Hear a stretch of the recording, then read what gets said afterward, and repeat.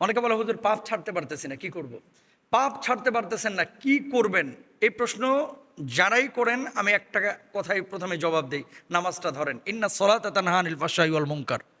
হুজুর শত ওয়াজ করেও আপনাকে পাপ থেকে বিরত রাখতে পারবে না। হুজুর আপনাকে পথ বলতে পারবে।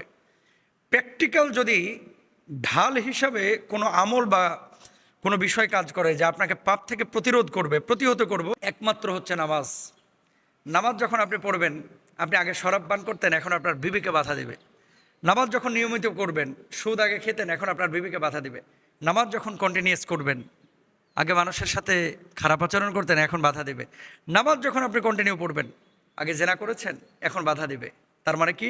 নামাজ ঠিক যার, সব ঠিক তার। নামাজ যার ঠিক নাই, তার কোনো কিছুই ঠিকই নাই। নামাজ ঠিক আছে, রিজকে বারাকা পাবেন। নামাজ ঠিক আছে, চেহারার মধ্যে নুরানি ভাব আসবে। নামাজ ঠিক আছে, সন্তান সন্ততি মানুষ হবে।